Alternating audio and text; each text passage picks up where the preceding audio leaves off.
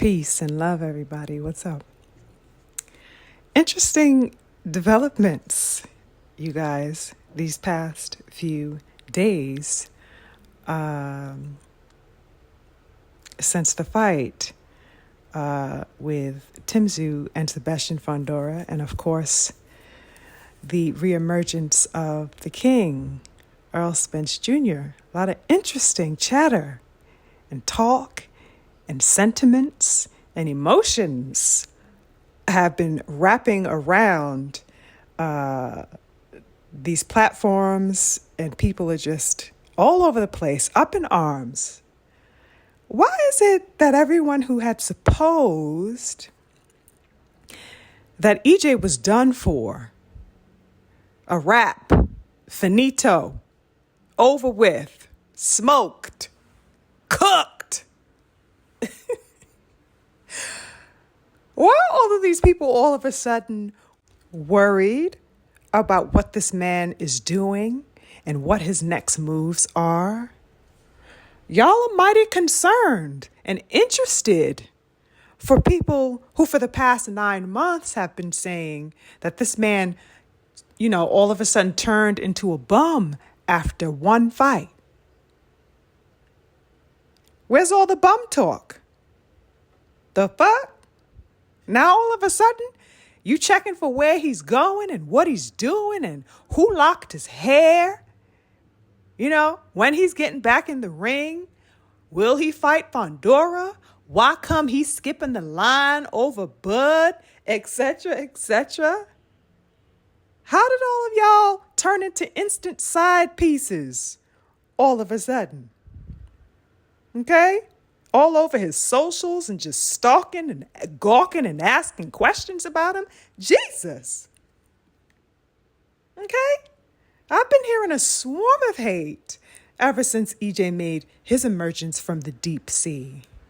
Now that he's surfaced, everyone is just hollering in absolute shock.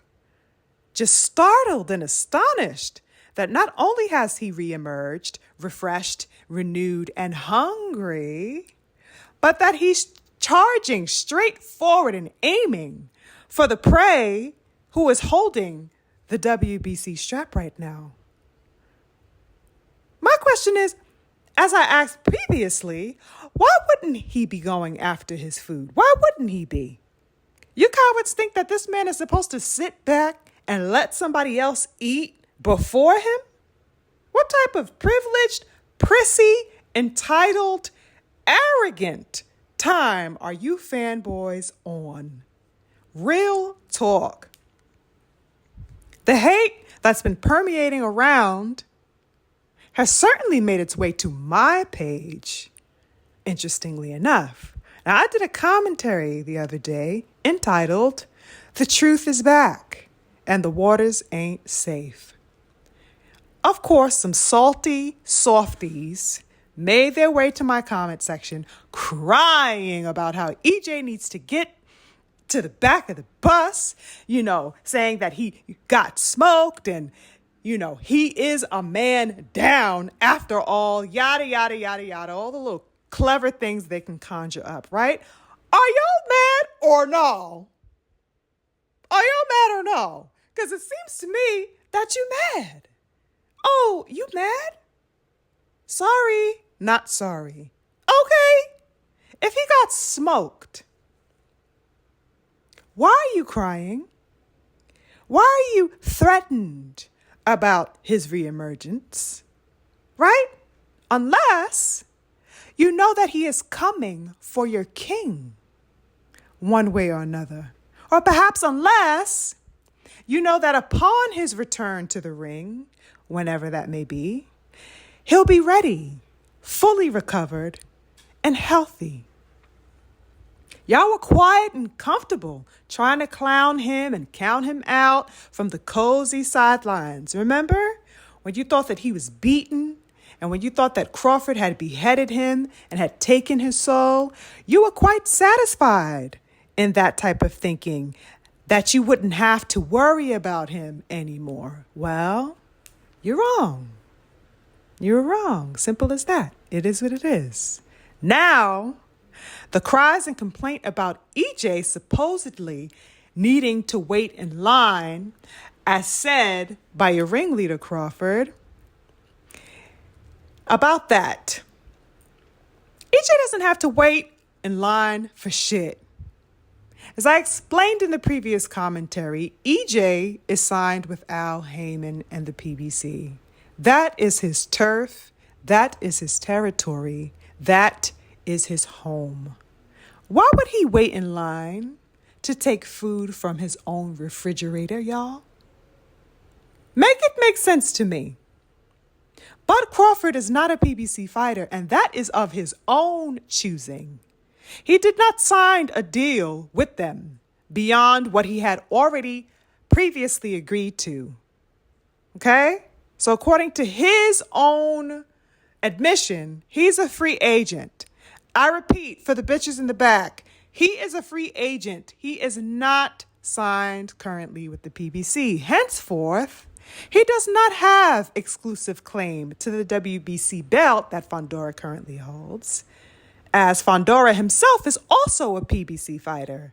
Crawford can fight for the vacant WBO belt, okay, against whoever wants to step up and fight for that with him, right?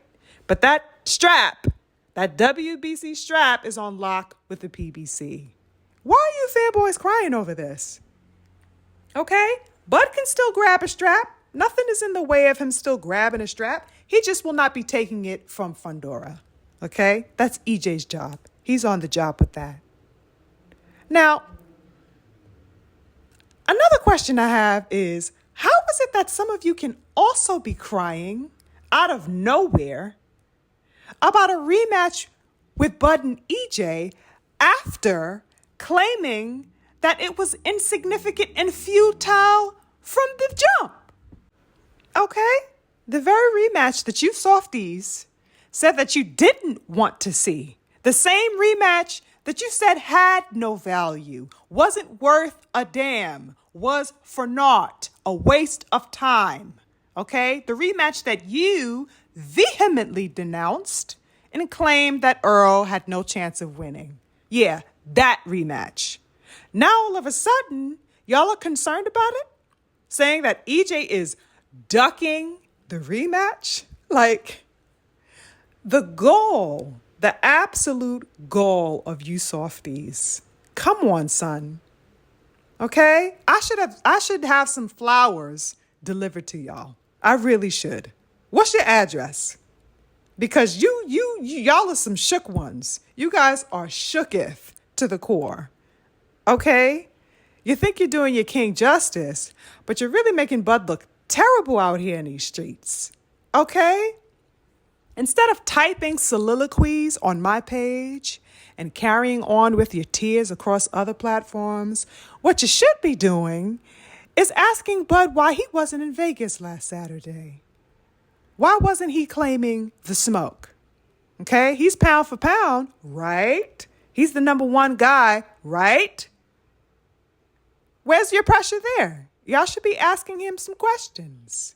It looks to me, speaking of back seat, Errol should have taken the back seat, while apparently the only back seat that was taken by Crawford because the big dog stepped into the building. So he played his position and moved to the side for the A side. Okay? EJ is still that dude. EJ is still the money man, still one of the biggest draws of the PBC outside of Tank and Canelo. Okay? And ain't shit changed. Some things in life, just stand to be true. Okay? Some roses are red, the sky is blue, and EJ is still that dude. Just things in life just are what they are, y'all. It is what it is. Now, I personally can't wait to see the journey of these two kings as, they progress and make their way toward each other again. And I can't wait to see what it will look like when they meet, both of them in peak condition, peak readiness, and peak hunger. Okay, it is going to be explosive.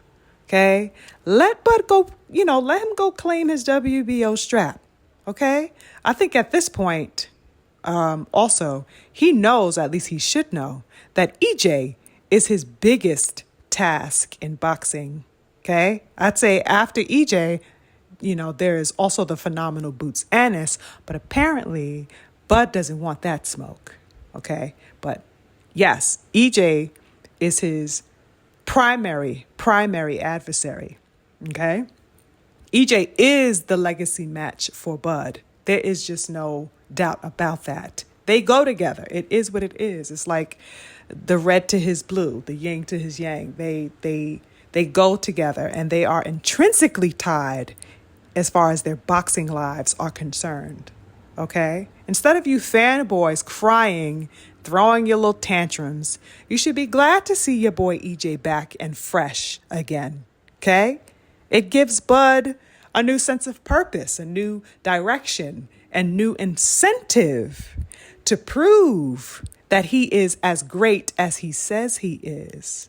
Okay? You guys should be jumping for joy. This is your boy's opportunity to show and prove against the man who stands to be his biggest rival in the sport. Why aren't you guys happy to see this man return to the ring? Happy that he's interested in fighting and solidifying his spot. I don't get the logic of that. You should be in every bit of support for the King EJ's return. That's how I know you fanboys know absolutely nothing about the art of war. Okay? You think this is a popularity contest, a cheerleading contest. Okay? You don't respect the warrior mentality, the lion heart, the mindset that requires one to stake one's claim and to claim it again if necessary, and again after that if necessary. You know nothing of tenacity, valor, and the indomitable spirit. Y'all don't know anything about that. Okay? Once again, this is chess, not checkers. Okay? Let these beautiful men carve out the path in front of them and build something worthwhile, not only for their own beautiful legacies, but for ours as their supporters. Okay? And to all of you softies, pull your dresses back down. Your asses are showing. It's quite unflattering. Anyway, I'm on to the next, y'all. Peace.